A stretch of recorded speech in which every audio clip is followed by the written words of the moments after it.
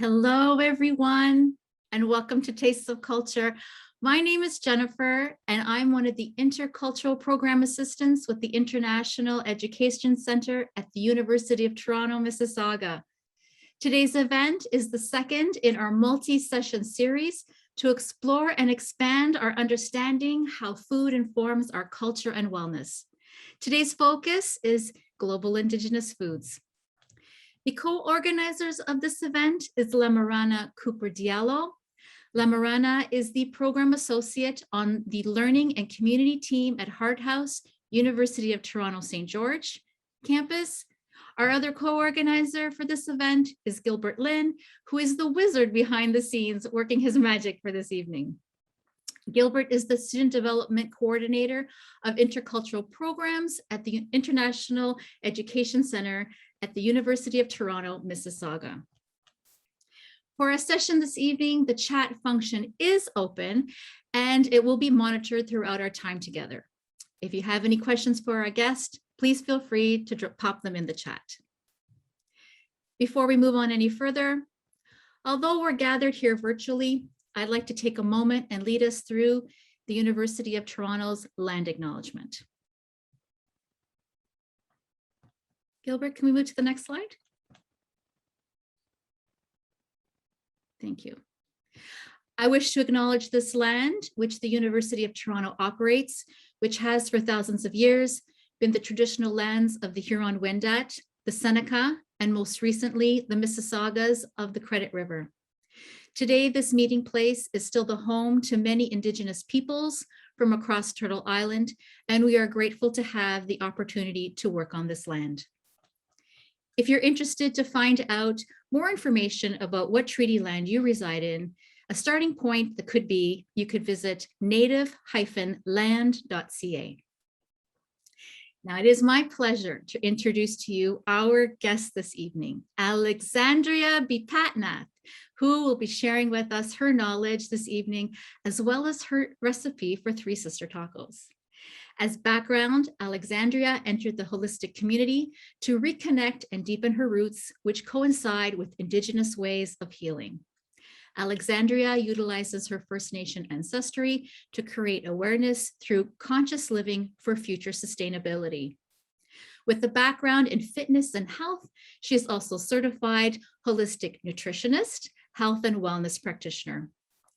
Alexandria is also the founder of the Wholesome Conscious and Catering and facilitates various workshops on Indigenous knowledge through traditional teachings, culture, history, nourishing plant-based nutrition, and physical activity. Hello and welcome, Alexandria. Thank you for being with us today. Hi, thank you for having me. So, Anin Bojo, Alexander Bipatnath Indijnikas, Mashika Dodem, Anishinaabe Kwayandao, Shamanika First Nations in Dunjaba. Hello, greetings. My name is Alexandria, as you're well familiar with now. We are going to be doing a Three Sisters taco recipe today together, which I'm super excited about. I guess to give more background on why we're doing this recipe and what it means and all of those great things, we'll get into some of the nitty details, if you will, throughout the demo. But during this time, and this specifically this season, we have a lot of squash that's in season. And so I wanted to incorporate that. But also I wanted to incorporate a warming dish, something that was familiar and something that was fun and hands-on. So a lot of people haven't made their own flour tortillas before. And so this is a fun one for people who like to make their own bread and things like that.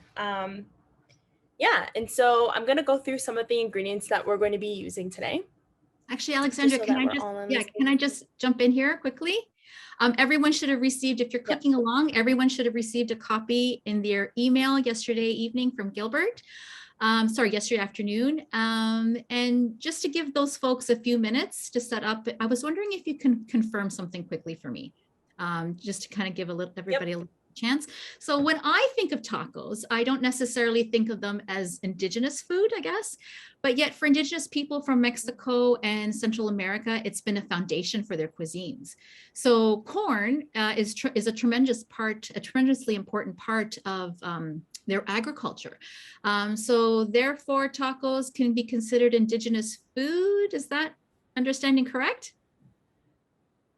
Yeah, I think it's a yes and a no, for sure, for Mexican culture. And that was actually a really great segue into the next part of what I wanted to share is that another reason why I did this recipe is I'm currently living in the Southwest. And so we reside in Arizona right now, and we're living on the Navajo Nation.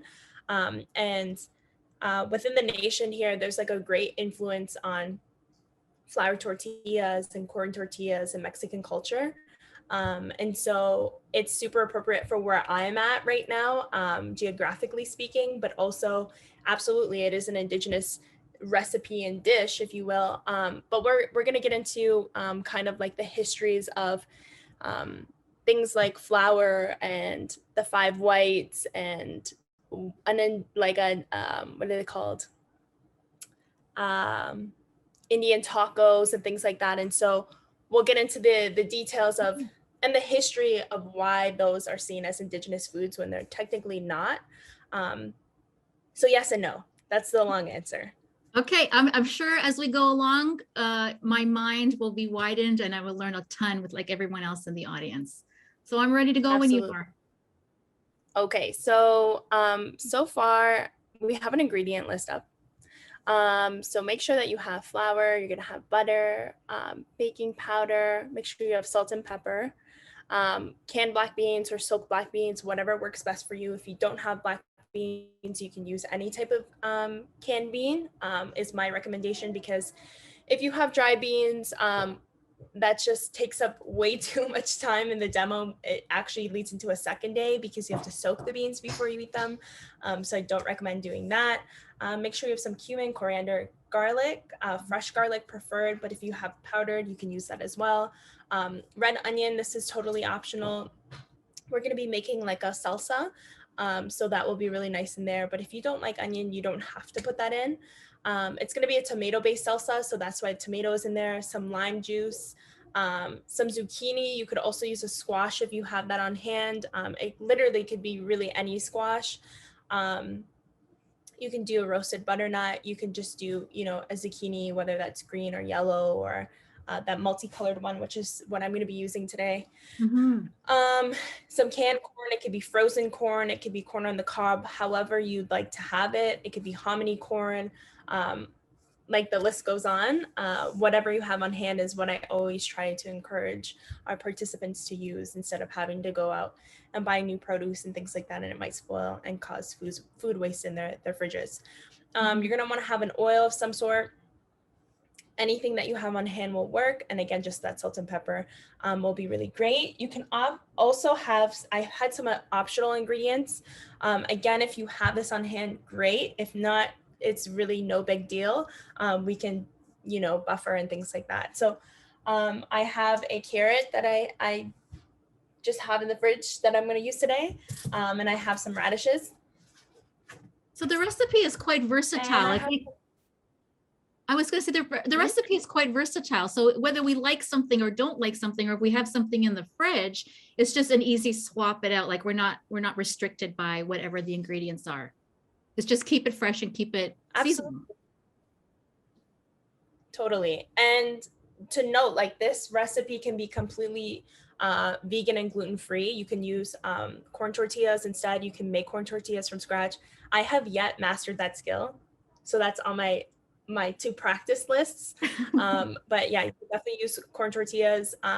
But you can also add in meat. So you can do, like, steak that's been seared and, cut it up, or you could do a fish, or you could do a shrimp, or you could do a tofu, or whatever your heart desires. It's totally yeah, versatile. It's really up to you of how you want it to taste and look and feel and all that great stuff.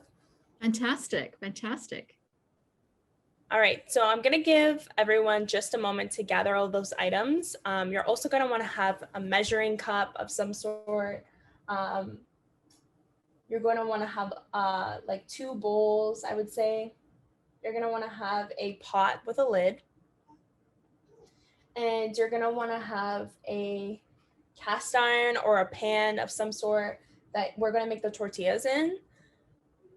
So I'm going to give everyone a moment to do that really quick. And I'm going to start bringing over the ingredients to get started on our first recipe, because there's kind of like a couple categories of how I broke everything up, because they're all separate of how they're prepared instead of doing it all together, but it all comes together in the end. Yeah. So I'm going to give everyone just a moment while I just collect my things and bring it over here. Okay. So it sounds like there's a lot of pieces that goes on with this recipe, Alexandria. So I guess you can do things ahead of time and put it in the fridge and just bring it out the next day, just to kind of get ahead of yourself. If you're gonna know you're gonna have a busy day the next day, just kind of prepare chunks of your recipe so that you can. It's just a matter of doing what you need to do on the day you're actually making the Three Sister tacos. And for those of you, just a reminder, if anybody has any questions as we're going along, don't forget the chat is open. Pop your questions in there. We're watching it for you, and we'll make sure that Alexandria gets to hear what you're all asking, and while she's busy cooking. Yeah, so don't be shy to ask any questions. I'm always happy to answer them. And if I don't know the answer to your question, I always try and make a note of that, to either get back to you on that, or just to, I guess, add to the wealth of knowledge that I'm forever learning in my journey. So, all right, the first thing we're going to get started with is our flour tortillas. So what you're going to want to do is you want to get an all-purpose white flour. You're going to want to get a bowl. And I'm going to tilt my screen down to show what it is that I'm doing, but I just want to make sure everyone has these ingredients. We're going to want to get some, I'll answer that question in one moment. Okay. We want to get some refrigerated butter, and this is a really important step. You don't want it to be already emulsified. You want it to be cold out of the fridge. That's a really important step. Yeah. You want to get some salt, and you want to get some baking powder, and then you'll want to get some warm water as well. So I'm just going to grab the butter.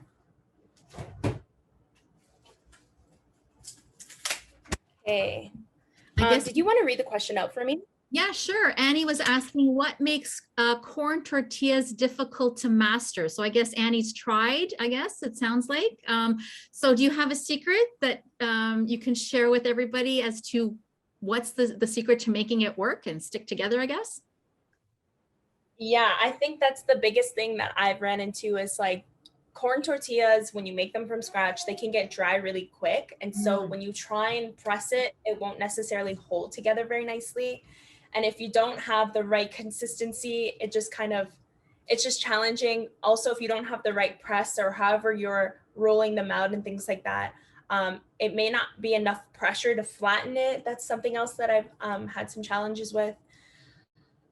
So yeah, that's my answer. So I guess even I wonder if humidity plays a factor in it too. If you're in a very dry place, and it's kind of like making pastry dough. If it's very dry, the tortilla dough will be dry as well. And it plays like if in the summertime here in GTA, there's a lot of humidity in the air. Maybe you need less moisture to get it all together. So it's a trial and error thing. Is that what you're saying? And you have to feel the dough. I guess that's what people say. You have to feel it. Absolutely.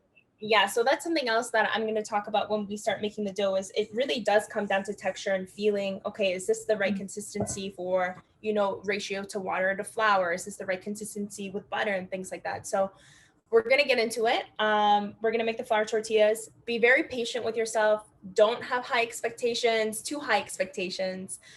Just have fun with it. I always go for a more rustic feel when I'm doing food demonstrations. So yeah, no pressure. Let's get into it though. So I have the ingredients over here. I'm going to move this out of the way so that it's not too confusing. All right, are we ready? Okay, so I have my bowl here, and I have about 1 heaping cup, 1 heaping cup of flour. So I'm gonna put that in. I said a dash of baking powder because I've made this recipe so many times and I find that, I don't know, like sometimes I forget to measure things. And so if you have the container, just dash it in. That's my best recommendation. But I measured it out. It's about a teaspoon-ish, like a heaping teaspoon of baking powder. So I'm gonna put that in. Old school measuring. Definitely. I mean, this is how I grew up cooking, is like watching how it was made and like my dad saying, you know, you need to watch this. This is how you do this and blah, blah. And when I would go back and ask him for recipes and measurements and things like that, he's like, oh, you just do this and a little bit of that and whatever. It's like, Dad, I don't know what that means. We're going to add in a pinch of salt. Okay. And you're going to want to just get some warm water going. Now, this is a really important step. You want the water to be warm.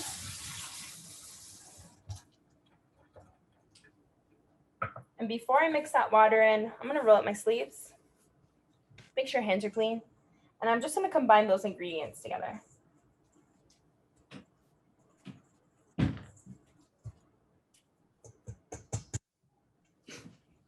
What I'm going to do is I'm going to take that refrigerated butter, and I'm going to cut about 2 tablespoons. So on this butter, I have measurements.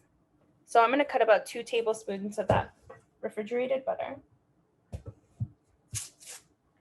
And I'm going to set the rest aside.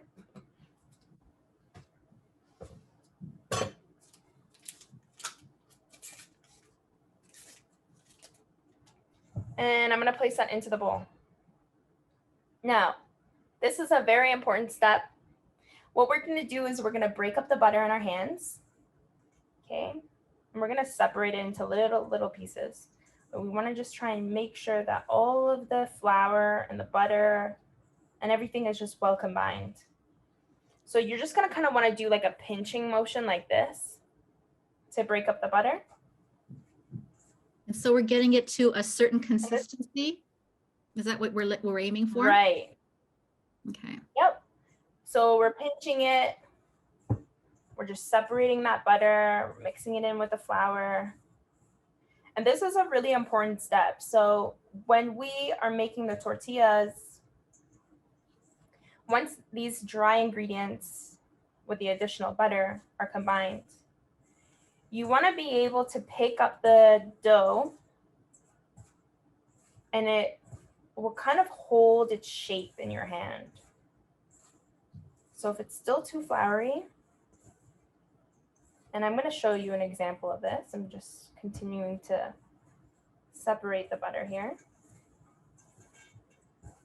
So for example, this is still a little bit too floury.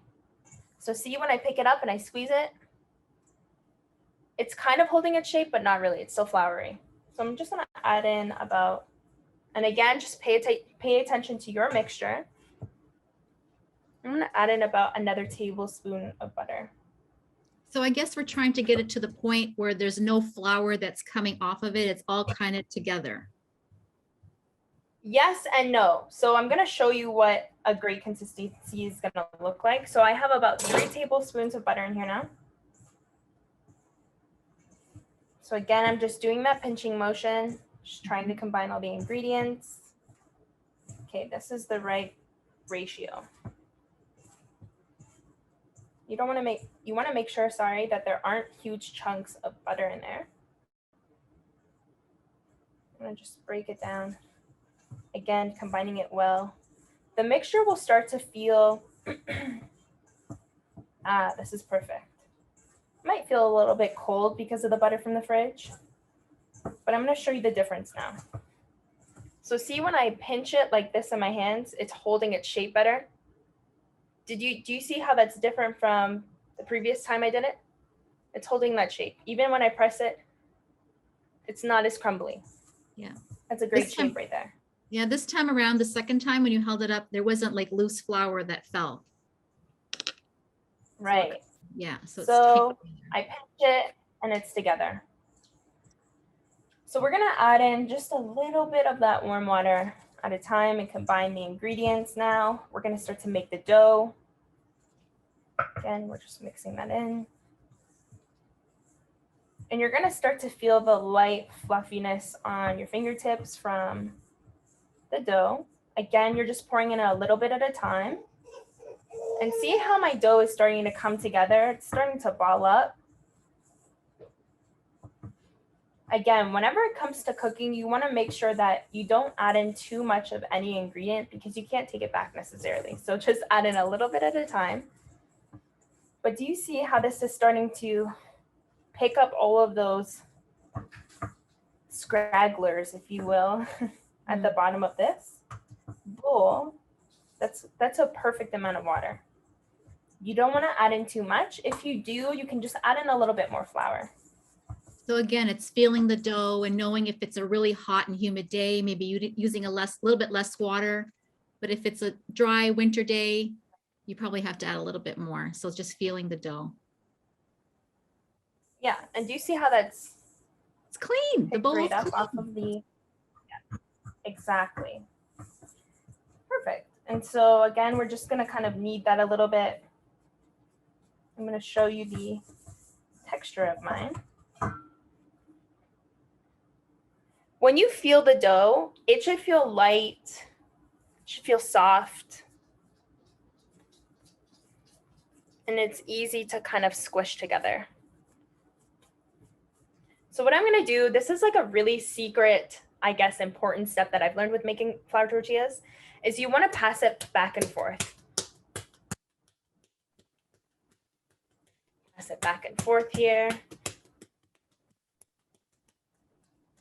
And I'm just going to roughly make it into a round circle. Nothing perfect. Okay, Alexandra, your feet is a little bit slow. So you were just tossing it from one hand to the other. Is that what you were doing? Just tossing the dough from one hand to the other. Okay. Right. So just toss it back and forth a little bit. That's going to help to make it get more fluffy and light. You're going to put it back into your bowl. You can discard the extra water that you have. And we're going to let that just sit. So what we're going to do is we're going to put a cloth on top. And we're going to move on to the next step. Perfect. So I always like to make sure that I clean the space. Because if you clean as you go, you don't have as much to clean up at the end. It's not so much of a shock, right. I think. Yeah. Okay, so all I'm going to do is just cover that. And I'm going to set that aside. Are we good to go for the next step? Yeah, we're ready when you are. How's everybody doing out there? Is anybody else cooking along with Alexandria? You can give us a thumbs up if you have clean hands. Oh, we have some people cooking along with you. And how did your dough come along? Fantastic. Your dough's looking as good as Alexandria's. Excellent. Amazing. All right, so we're going to move on to the next step.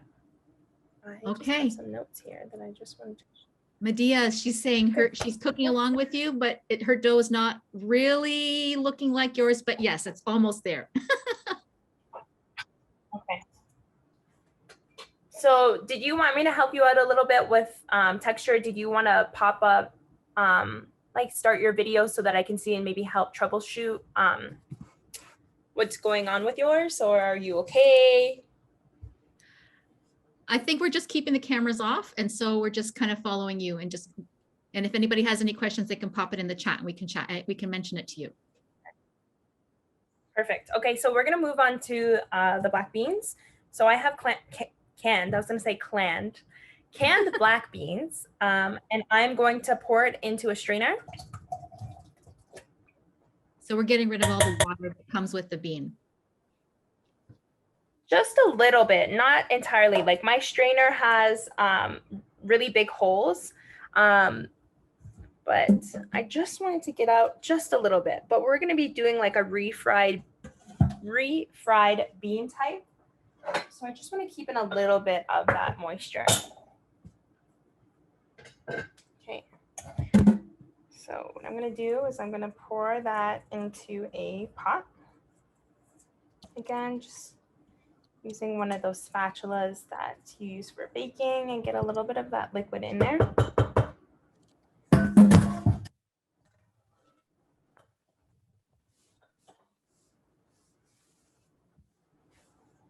Okay.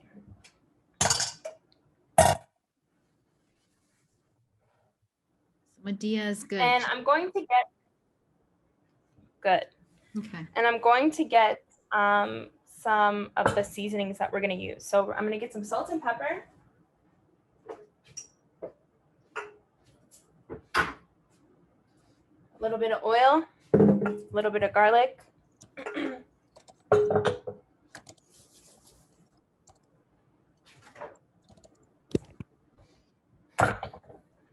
And I'm also going to add in just a little bit of onion.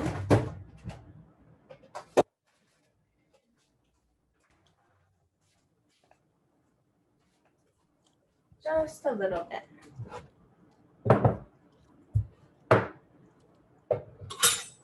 So I just have a yellow onion here. This is just a additional ingredient that I'm throwing in. So I'm just gonna cut off the ends here. What I like to do with the ends of onions is I actually save them like in combination with celery and garlic, carrots. Sorry, I was like, what is that word called? Carrots. And I put them into a freezer bag, and then I put them into my freezer. And when the bag has gotten full, what I'll do is I'll make my own vegetable broth. So that's a way that I like to reduce the amount of food waste that I have. There's so many other ways that you can as well. But that's like a quick little hack because you get to make something new out of that as well. So I'm just gonna do about just maybe half an inch of this onion. And I'm just peeling off. But I guess if you like onions, you can add a little bit more. Or absolutely. Or if you're not an onion person, you can just remove it altogether. That's right. Just don't have to add this ingredient in. Exactly. And what I'm going to do is I'm just going to dice it up, chop it up.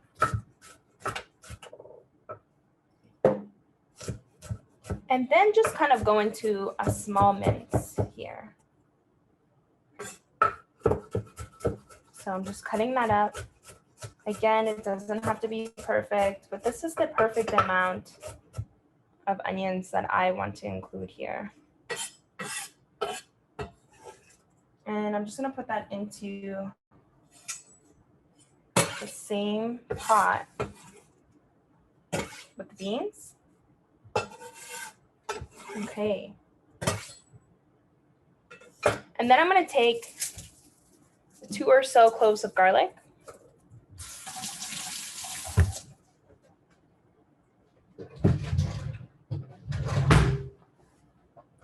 And I'm going to mince this. So there's a couple of ways that you can take the outside of a piece of garlic off. You can smash it like that. You can also boil it, which works. So you would boil hot water, and then you would just submerge them for a couple of seconds and then take them back out, and you can peel the shells off. I've also tried an internet hack. I don't know if anybody else has tried it, where you get 2 bowls and you put the garlic inside and you shake it, and then the skin separates it from the bulb. So if you don't want that taste on your, that smell on your hands, you can do that as well. If you have any other garlic that works as well. Yeah, if anybody has any garlic hacks on how to peel the skin, pop it in the chat. My eyes are watering from those onions, so I'm trying to. it was a fresh one. My tears back in. Okay, so I'm just going to take the garlic and I'm going to mince it. Tears of joy. That was a spicy onion. Tears of joy, Alexandria. I still haven't figured that one out yet, how to not cry when you're cutting onions. Well, actually, if I, okay, when so I I'm just gonna can I give you a quick tip? How would I do? If I'm cutting onions and garlic, I'll cut the garlic before I do the onions, because the oil from the onion stays on the cutting board. And with each chop on the garlic, it just activates that and it just makes it worse. So I would have done the opposite Oh, if I was cooking it. That's what I do. I don't know if that works for everybody or if anybody else has any other tips. Oh, Adam says he has a tip for garlic. He says you can chop the top and the bottom off the garlic and then peel the skin off with a knife. So that's another way to do it. so with the garlic or the onions? With the garlic. How do you peel the thin skin off Ah. the garlic? That's his tip for us. All right. So I have the onions and garlic. Thank you for sharing that. Yeah. Medea, And I'm just gonna combine. Medea has a tip. She says she makes a little cut on the side of the garlic skin, and it makes the peeling easier. So I guess she just kind of lodges it. Those are really great tips. Thanks, guys, for sharing. All right. So I've combined all of the ingredients here. What I'm gonna do is take about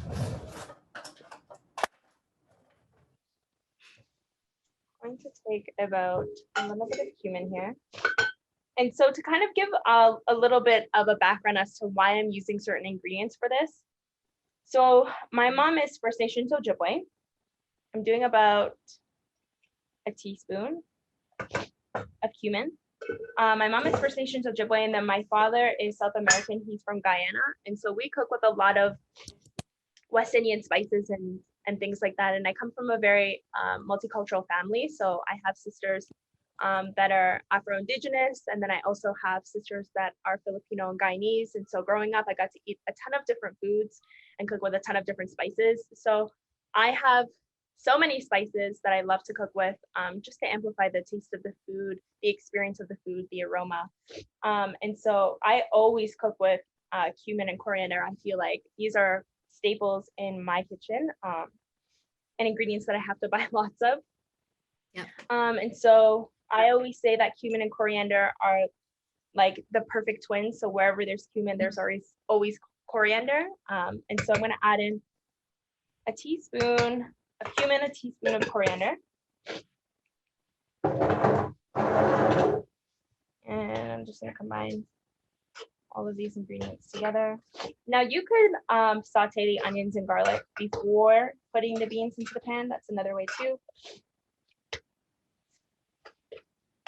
But we're going again for that refried bean vibe. So what I'm gonna do is I'm not gonna add in any water. There's still some of that residue from the can, liquids in there. And so I'm gonna leave it it looks kind of dry, but it's still moist. And I'm gonna put that onto the stove. So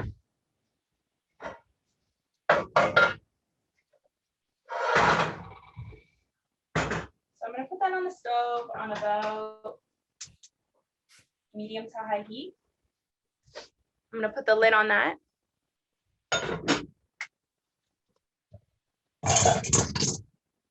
And I'm gonna wait to season it with salt and pepper. Are we good to go to move on to the next step? We're ready when you are. Fantastic. So something that's really interesting that I was just going to say, I'm keeping my eye on the chat. So any questions, I will definitely interrupt you. fantastic. But I think we're good to go. So I always like to share interesting facts about the ingredients that we're using. I'm just trying to find my note here. Okay. Let me find a spot to put this. Like that. Okay. So garlic is an ingredient that I use all the time in the kitchen as well. And I love its aroma, but you can definitely make any recipe without onions and garlic. But yeah, so garlic was originated from China, and it actually produces about 2/3 of the world's garlic, which is insane. But it also has fantastic ingredients in it, such as potassium, iron, calcium, magnesium, manganese, zinc, selenium, beta carotene, and vitamin C. And so, yeah, in ancient Egypt, they used to use it for all types of medicinal reasons, which I thought was super interesting. I've also heard people putting onions and garlic on their feet when they're sick, to help rid their bodies of whatever illnesses or challenges they're having health-wise. But yeah, something that's super interesting about garlic that I just want to share was that The writer who wrote Dracula lifted the idea from garlic's many medicinal purposes, particularly as a mosquito repellent. So think of blood sucking. And so that's kind of how he drew that Oh my God. garlic into vampires. And so I just thought that was such an interesting fact. So I always like to That's a kind of cool fun fact. Yeah, totally. Yeah. This is not staying out. Okay. So Alexander, we are going to move on. Just a quick question. So before we go on, if we don't happen to have onions or garlic in our cupboards, we can easily substitute them with garlic powder and onion powder. So it's quite versatile that way, just to let everybody know. Perfect. Yes. Excellent. Okay. So we are going to move on to the salsa. This is a really easy recipe. You can really vamp it up by adding in things like mangoes or pineapples. Yeah, so we're just gonna make a really simple, it's like a pico de gallo type vibe here. So I have half a tomato that I had left over in the fridge. Again, I'm always trying to use ingredients that I already have on hand. And what's really interesting about tomatoes is that tomatoes are actually an indigenous ingredient. They don't originate from Europe. And so, yeah, they traveled all the way from the North Americas, or the Americas, I should say, to Europe. And so, yeah, they're an indigenous ingredient. And so a lot of people don't realize how many indigenous ingredients that they use on a daily basis, tomatoes being one of them. So yeah, just going to slice that up and then roughly dice it. Again, for those of you who are familiar with making salsa, this is nothing new to you. And the great thing about using what you have in the fridge is a little bit goes a long way. So don't be afraid to use what you have in the fridge. Absolutely. So I'm just gonna put that in there. I had half a tomato, but you can certainly use more if you'd like. There's only 2 of us at the house today, so I am just going to do about half that tomato, but you can do a whole tomato, you can do 2 tomatoes. It's totally up to you. The next step I'm going to do is put in some salt and pepper. I really love pepper, and so I always try to put as much as my heart desires into my recipes. I'm using some Celtic sea salt, which is one of my favorite sea salts to use. There was a label on here that I wrote, so don't mind that. But it's one of my favorite salts to use because it has something like 94 or 92% of the minerals that your body needs in your salt. So it's fantastic. The only thing it doesn't have is iodine in it, but you can have things like sea vegetables like kelp and things like that to substitute for iodine if that's something, you know, a thyroid issue or just thyroid is on your mind, think iodine. But yeah, I love to use like full crystals. They're my favorite. So I'm gonna add that in. And you said it was Celtic salt. That's right. Did you say Celtic? Yes. Okay, perfect. Yep. I'm just going to get a all right, so I have half a lime here. And what I'm going to do is I'm just going to kind of split this in half. Kind of make it into a plus sign.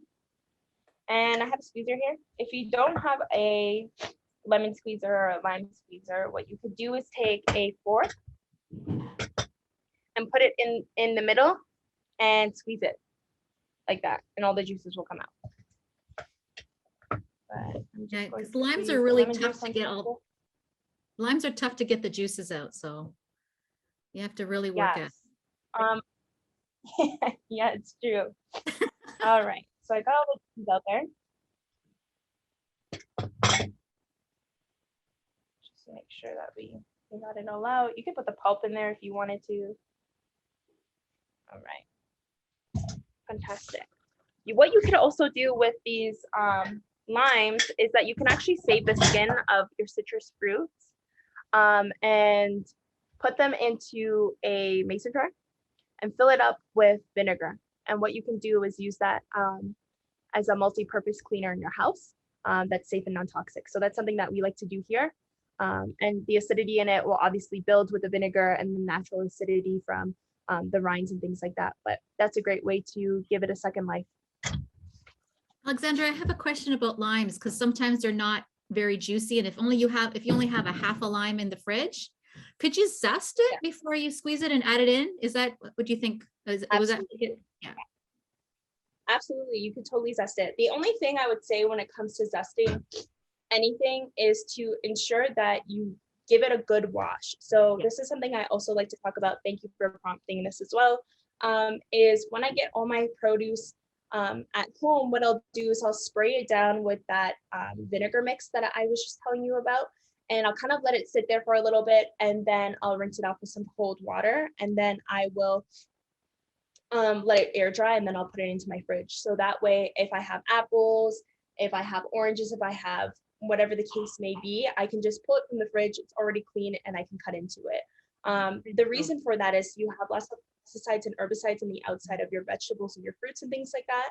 And I want to put an asterisk there and a disclaimer, because I'm going to get into how long you soak those things for in an acid, because that makes all the difference. But yeah, you don't want to be eating all that extra stuff if you don't have to be. A lot of people ask me, you know, what's a balanced diet look like? What is, you know, what does that sound like? And a lot of people think that you have to shop everything organic. If you have the financial means to do so, I certainly encourage you to do that if that's something you want to do. However, for the majority of us, that's not necessarily realistic. If you have a garden, that's another way just to have organic food on hand that you've grown. And more often than not, you have a surplus of your ingredients. And so you can share, you know, your zucchinis or your tomatoes or your whatever with your neighbors or your friends and things like that. So that's another great way. But I always say, you know, to check out the Dirty Dozen and the Clean 15 on the ewg.org website. So the Clean 15 is 15 fruits and vegetables that aren't as heavily sprayed with pesticides and herbicides as, you know, the Dirty Dozen, which is a dozen fruits and vegetables that are. And so maybe if you can maybe look at to, you know, buying that organic, or maybe not buying that at that time in that season. So I say with an asterisk and a note and a disclaimer about the acid on your fruits and vegetables. And I just say that because thin-skinned fruits or vegetables are more susceptible to kind of spoiling and going bad quicker. So those things you kind of just want to leave that acid on there for just a couple of minutes. But things that have thicker skins like citruses and things like that, you can leave it on for about 5 to 8 minutes at the most. And I see that Jennifer has that mix in there. So that's something that I always like to use, and you can buy them if it's more convenient, vegetable and fruit sprays and things like that. But I think it's super important that everybody washes their vegetables and things like that. And one more thing to note with this is that studies have actually shown that it's actually the friction from either water or the rubbing of your vegetables that actually takes those residues off. Okay. So if you're zesting anything, just make sure your stuff is washed really well. Yeah, that's good to know. Yeah. So I have, again, back to our salsa here. I just have those tomatoes, some salt and pepper, and I have that lime juice going. I'm going to get my red onion.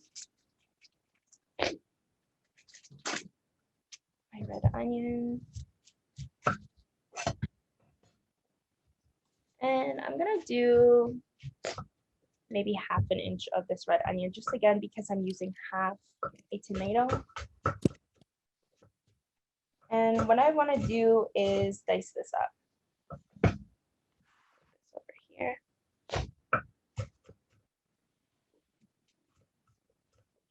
Again, just roughly chop it up. Nothing fancy here. And put that in.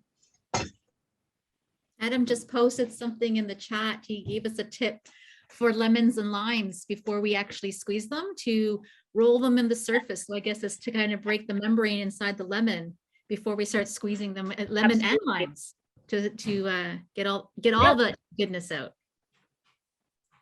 Totally. You can even do that with can even do that with your oranges as well. Yep. And grapefruits, if anybody's So- using grapefruits. Yep. So any citrus fruit. I'm really. going to add in just a little bit of water into my mixture of beans here. Again, since they're canned beans, they're pretty soft. So when I push them down here, they're starting to kind of match on their own, which is fantastic. This is the correct texture that we're going for. And because they're already canned and soft and we've seasoned them, they're pretty much done. Okay. All I'm going to do is give this a nice taste. How are we doing for time? Okay, we have about a half hour.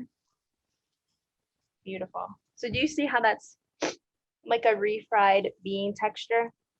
That's Ah, exactly what we were going for. so we don't even have All to right, go, I'm going to give it a I was gonna say, we don't have to go to the store and buy our refried beans. We can just do it right at home. It's just as easy as on the stove, like you just did now. Mhm. Oh, Medina wanted to see how you smash the beans. Is that what you're asking, Medina? Because yeah, you're a little bit, if you can just bring it up to the camera. Yep, that's what she wanted to see. She wanted to see how you mash the beans. If you can bring the pot up to Okay. the, so she's just gonna salt it quickly. a little bit more salt. I just have one of those, I don't know what they're called, but they're like those silicone spatulas. So it's like bendy. I'm trying to show that it's bendy. And I was just moving it around and gently pushing on it. So the heat of the stove kind of softened the canned beans a little bit more, so that by the time we're coming to mixing it, it's a little bit easier to mash it up. Absolutely. More like soft dough texture, or is it more chunky? That Medina wanted to know that. It's a little bit chunky. It's a little bit chunky. But can you do it to your own taste? So if you like it a little chunky or a little bit smooth, you can just kind of do it to your taste and to your family's taste. It's up to you. Yes. All right, so that is fantastic. Just going to scrape off the back here. I'm gonna put the lid back on this, and this is done.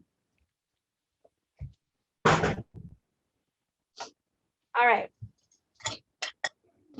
So back to our salsa here.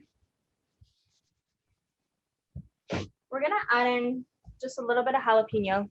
This is optional. You don't have to do this if you don't want to. But I'm gonna do, this is a pretty small jalapeno. So what I'm gonna do is I'm just gonna cut it in roughly a half. And if you wanted to take out the seeds, what you could have done is rolled it like we talked about with the limes and the citrus fruits. And it will help to loosen those seeds up. The seeds is what's gonna make it more spicy. So what I'm gonna do is I'm just gonna take that out. So I have a question for Again, you. you can add these. So Go you're, ahead. yeah, you were just saying about rolling the jalapeno to kind of loosen the seeds. Now, when you roll it, does the spiciness in the skin come out on your hand? So you have to be careful not to touch your eyes? Or is that not an issue with jalapeno? Yeah, I would definitely say always be careful when it comes to spices, or sorry, peppers. You just don't want to touch your eyes or anything like that. Just make sure you wash your hands quite thoroughly after. Jalapenos, I find, are kind of like a Russian roulette in the sense of like sometimes they're hot and then sometimes they're not. So all I did is I just julienne them a little bit like this, and I'm just going to turn them to the side here, and I'm just going to finely mince it. Finely mince them. Okay. And I'm gonna add that in, and the salsa is done.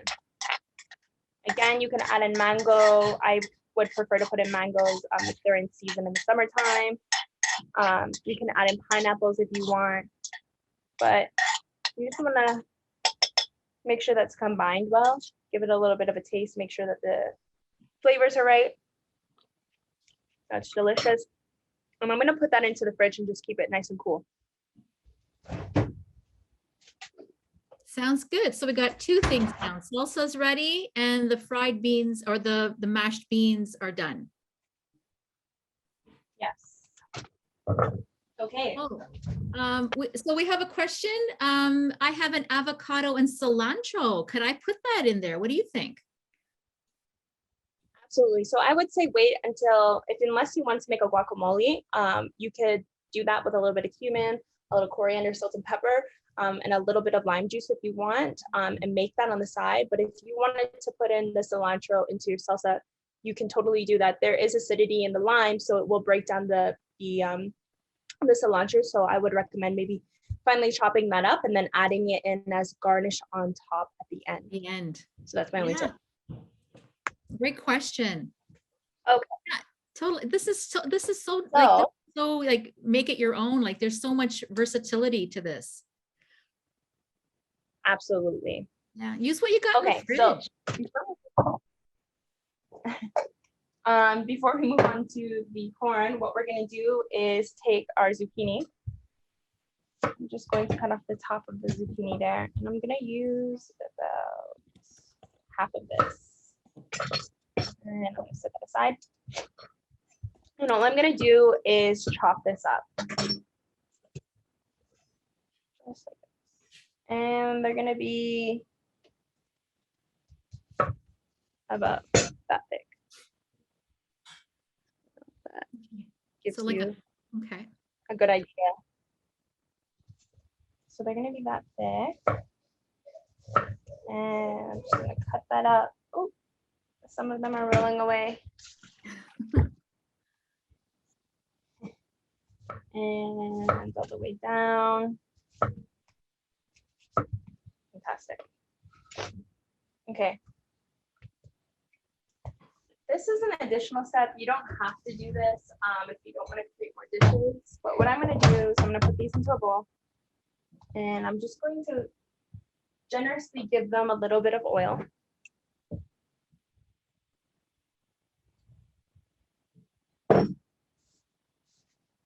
And I'm just going to combine that together. While they're in the bowl, I'm also going to add in a little bit of salt and pepper. So there's zucchinis that are in season at different times of the year.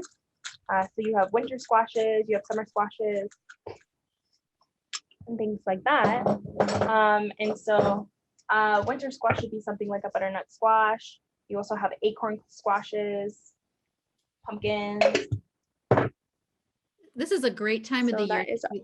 Yeah, this is a great time of the year to do something like that. We're transitioning from summer squash to winter squash. So I guess it's again, make it your own. If you prefer the winter squash, why not? If you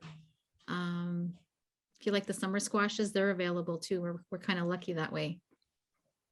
Absolutely. And so what I'm doing here is I just have a cast iron. This is like a serrated, I don't know if that's the right word, but do you see how it has like these grill marks? So they make things look extra fancy. So that's what I'm warming up here. This is a cast iron. I love using cast irons because cast irons have iron in them. And so you're going to be able to add that iron back into your food just by cooking on it, which is fantastic. They also last forever. They're super heavy, so you can get a nice workout into. But yeah, I have a gas stove here. So I have this on about medium to high heat. I just want that pan to warm up there. And then once that's done, I'm going to add on those zucchinis and start to grill them up.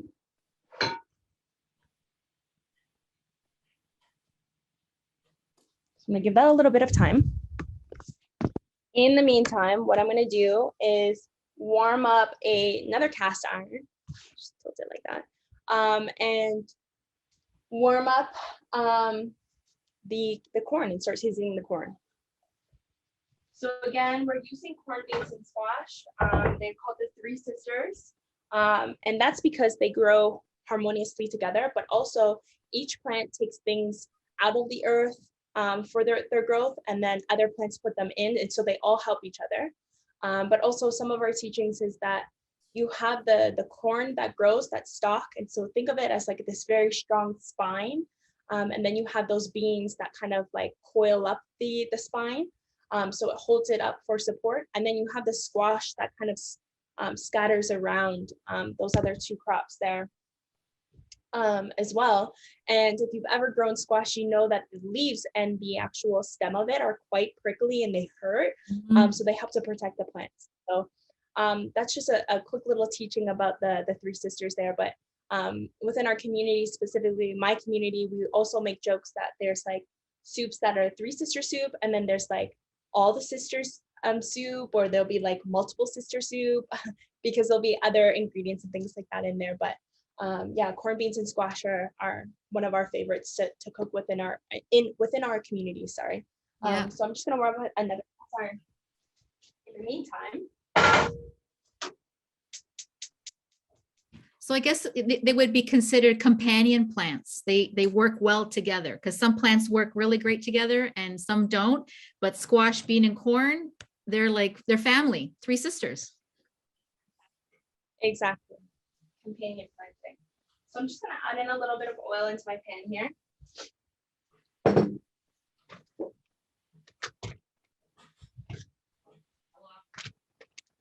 And I'm just gonna open this corn. So corn is also another indigenous ingredient. Can you substitute sweet potato for, sorry, what was that question? Can you substitute sweet potato for squash? Totally. So I'm gonna actually bring you over here with me. And when you hear the pan sizzling, you know that it's hot and it's the right temperature.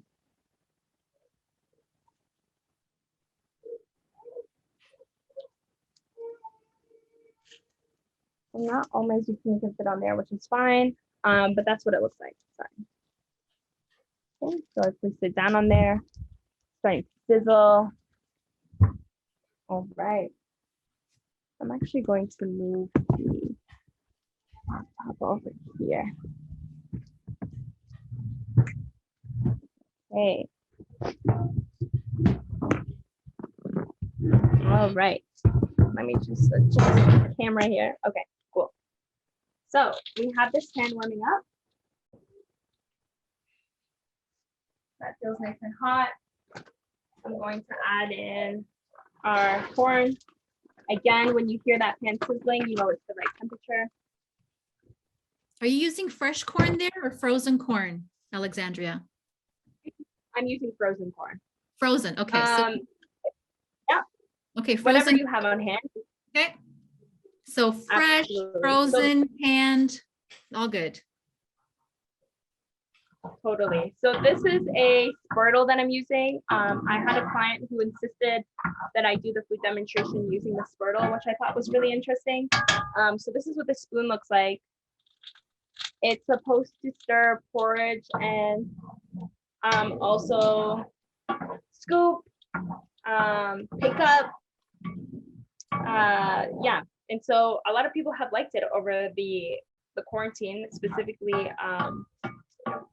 And it's been really interesting. So it's blown up, it's making a comeback, but it is a European cooking utensil. And this one is bamboo spurtle. Sounds like turtle, but with an S. Spurtle. Okay. All right. So I have my corn in here. I have this on about medium heat. I'm gonna add in a little bit of salt. I'm gonna add in some pepper. Again, salt and pepper are a basic fundamental in the kitchen.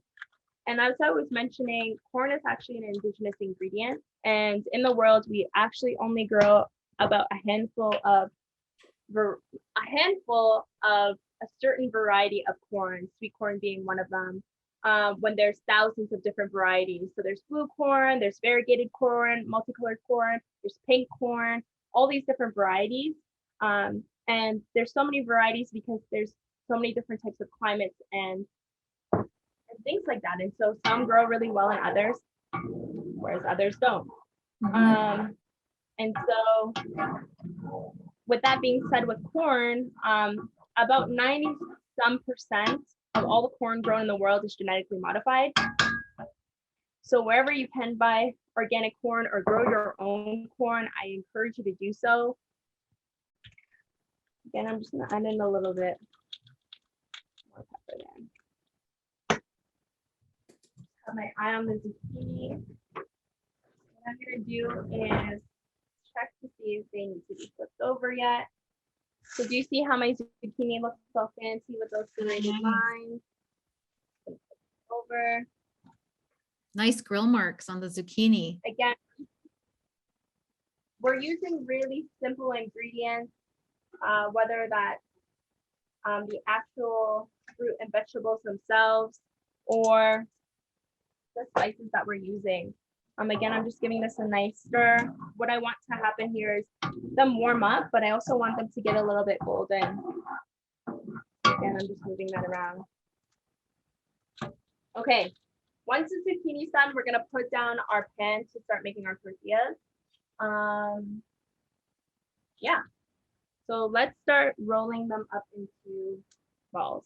So while this is cooking, I'm gonna keep it on medium heat. I'm going to change positions back over here. The sun just went down, so hopefully we still have good light.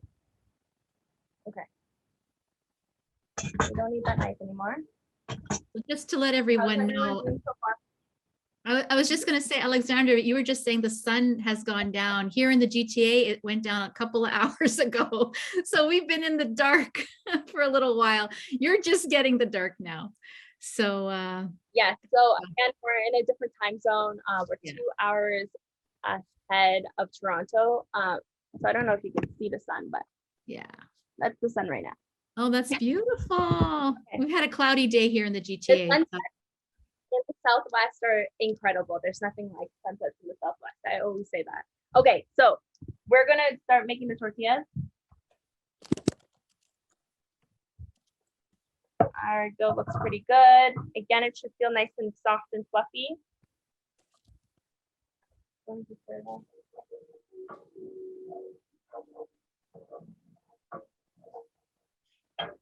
serious. Evelyn's over there all serious. That's our daughter's name. So it's nice and soft.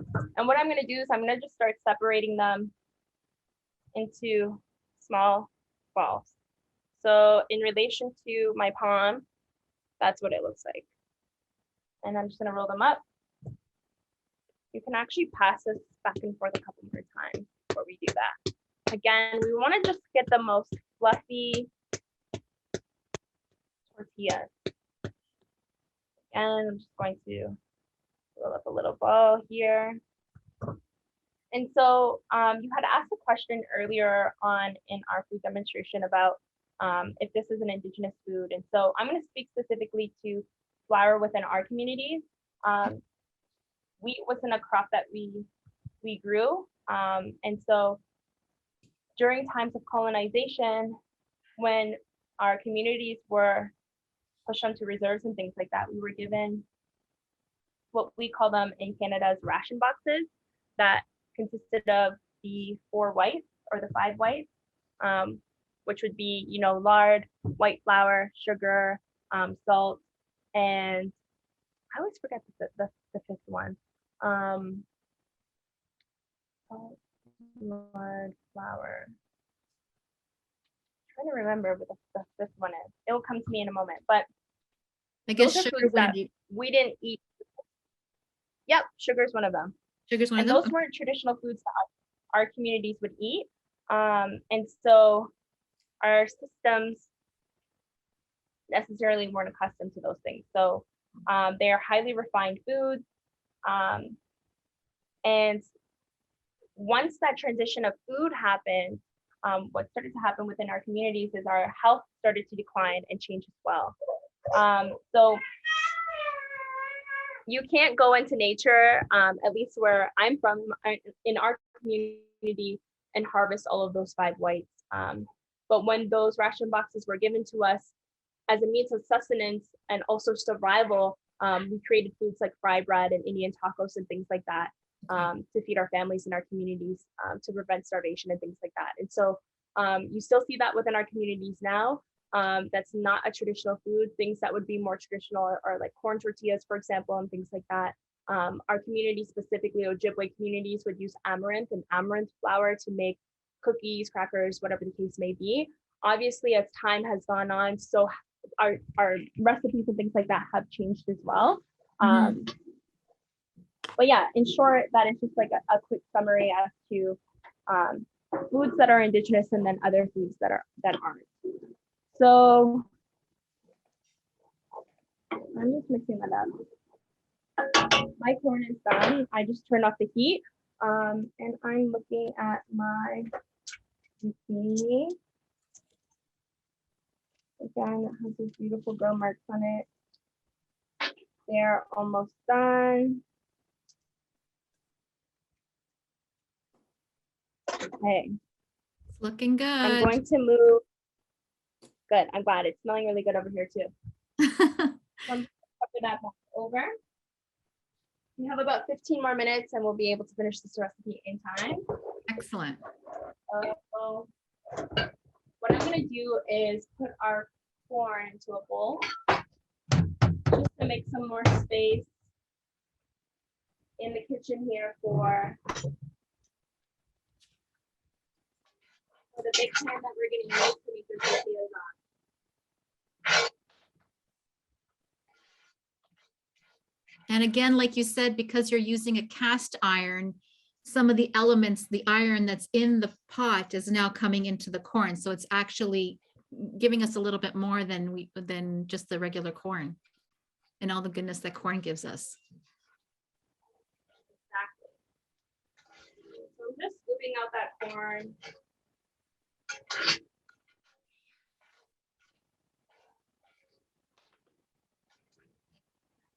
It's too bad we don't have like smell-o-vision on Zoom. That would be, I can't even imagine what your kitchen smells like. It probably smells delicious. It definitely smells good in here. And you'll just have to make the recipe to find out. That's right. I've been taking notes as we go along, Alexandria. So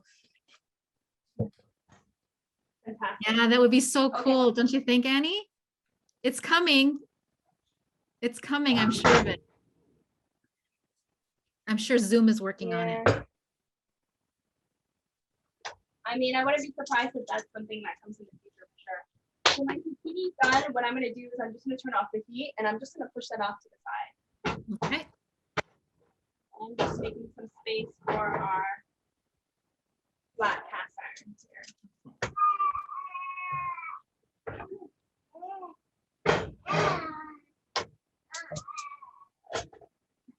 Ah, so that kind of looks like a big pizza pan. Kind of like a big pizza pan. Is that what it kind of thing? Okay.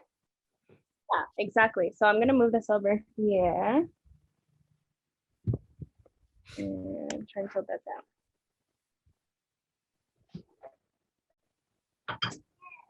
Okay, this is our last and final step. So I'm gonna heat up my cast iron here. Again, it looks like a flat pizza one. You can definitely use it for pizza, but we use it literally for anything, honestly. We'll fry eggs on here. We'll do home fries. We'll make tortillas on here. So that's what I'm using it for. I'm waiting for this to heat up. It's really important that you get the right temperature. Sorry, Evelyn's in the background, making me laugh. So you want to make sure that the temperature is right here. You don't want it to be too hot and you don't want it to be too cold. And what I mean by that, I'll show you what I mean by that. So before we get started, as that's warming up, I'm just going to take a little bit of flour. And hopefully you can still see this. And Alexandria, if people don't have a cast iron pan, can they just use like a regular frying pan to do this? You know, I actually don't have an answer for that. I don't see why that wouldn't work. I've never tried that before, but yeah, sure. So I'm just gonna put down a little bit of flour here. I'm gonna take one of the balls here and I'm gonna get a nice rolling pin. And this is really important. You're going to want to try and make this tortilla as flat as you can.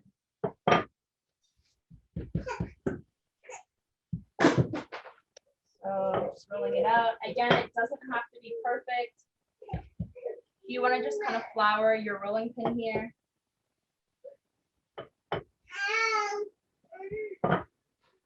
So you can make them as big or as small as you like. This one is not so much of a circle, but we're getting there. So a nice you- way that I like to, I was just going to ask you, Alexandria, when you're rolling, are you pushing down or are you just naturally letting the pin roll over the dough? I'm pushing down. Okay. So a way that I like to make my tortillas is like a good estimate of how thick to bake them is you can kind of see if you're rolling them out on a colored countertop is you kind of want to be able to see through it a little bit.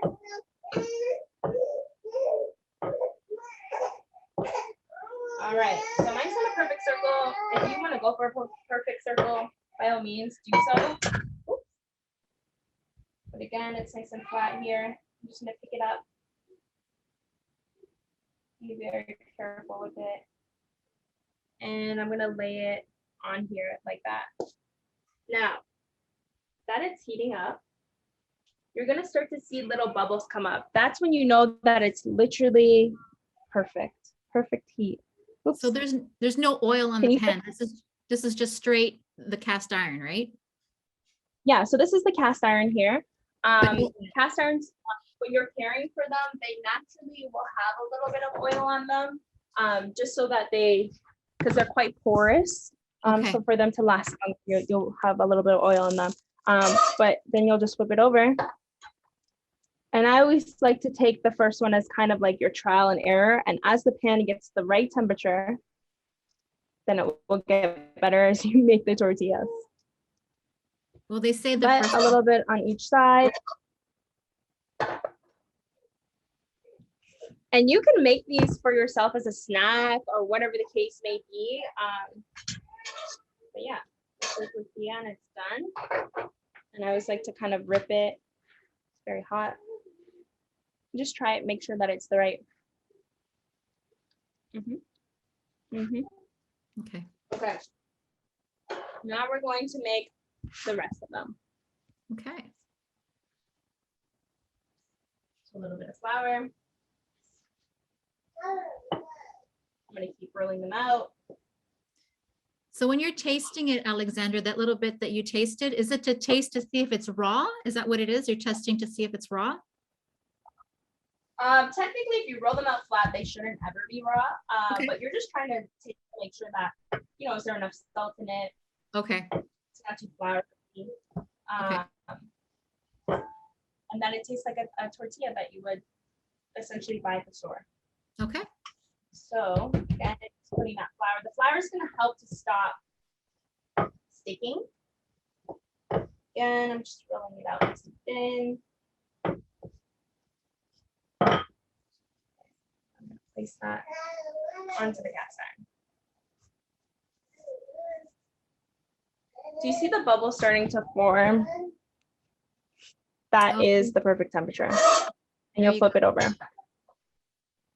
Okay, so that's how you know when to flip. Perfect. Yep. If you leave it on too long, it will get really hard and crispy. Okay. And that's not what you want to do. Okay. My cast iron is the perfect temperature. So what I like to do is I'll just get a towel, like a little hand cloth, and start placing them in there to keep them warm. Oh, nice. And you'll just keep doing that. So I'm going to do that a couple more times. Just going to turn down my cast iron a little bit. It's getting a little hot. Again, just taking those little balls that I rolled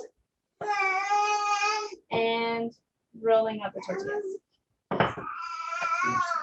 Here. Evelyn is like, time to wrap it up. Yeah. Your customer is smelling the kitchen, so clearly she wants to taste it.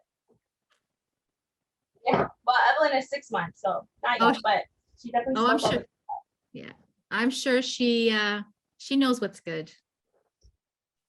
Yeah.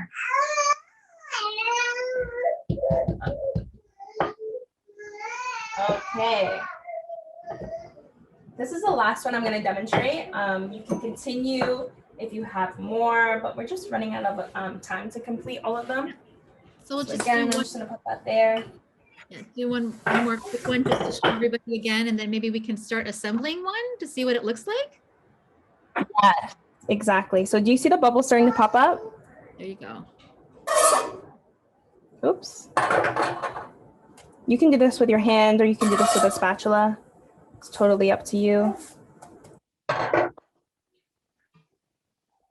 Okay. This would be such a fun recipe when friends come over.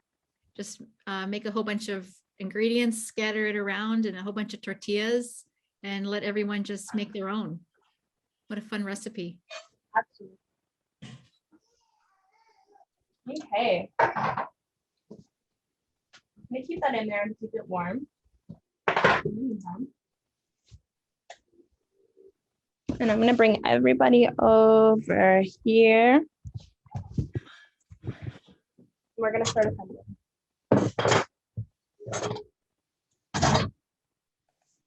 Okay, cover this back up. I'm gonna get my zucchini over here.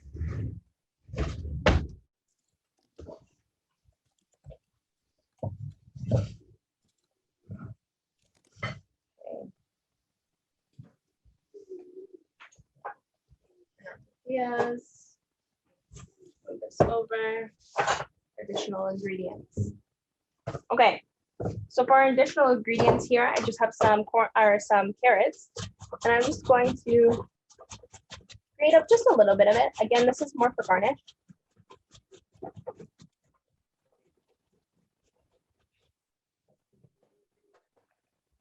Okay. I'm gonna grab my salsa that was in the fridge. I'm gonna take a radish or two.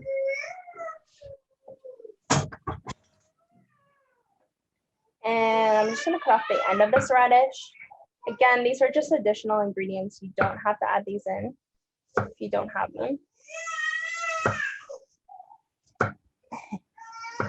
Evelyn is ready to eat herself. It's dinner She time. wants some.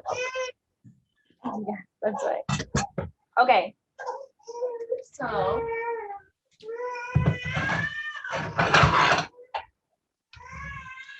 I have my plate here. I have my tortillas. Okay. Again, we're going for a rustic vibe here. It doesn't have to be perfect. Usually that's when it tastes the best, is when it's all rustic. I'm gonna do a little bit of the beans. Again, you can add in a little bit more oil if you want.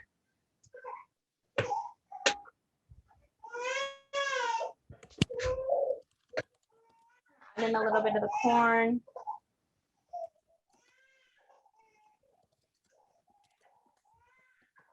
I'm gonna add in a little bit of the zucchini.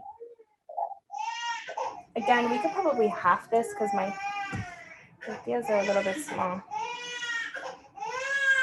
Okay, sorry about the crying baby in the background. I'm just gonna do 2 of those. I'm gonna add in a little bit of the carrots. I'm gonna add in just a little bit of the salsa. Again, depending on the ingredients that you use, it may look a little bit different.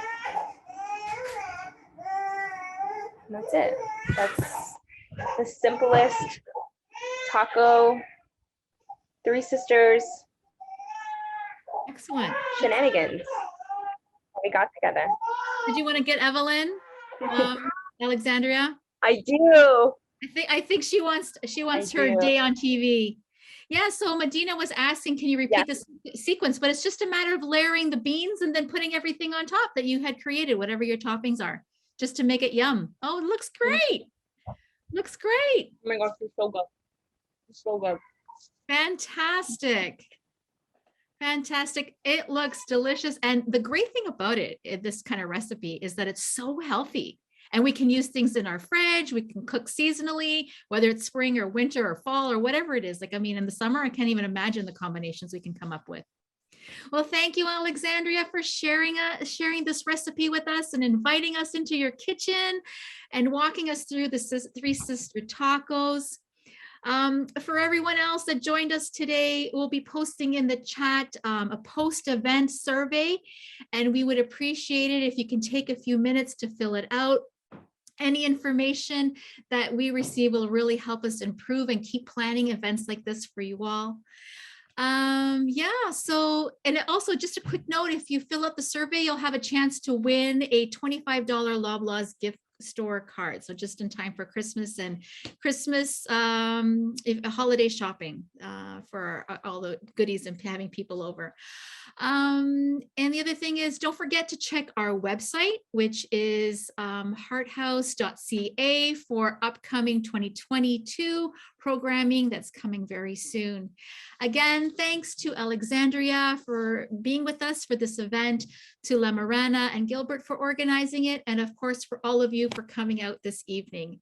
That's an official wrap for our second installment of Tastes with Culture and our look at global Indigenous foods. Be safe, everyone, and we hope to see you in 2022.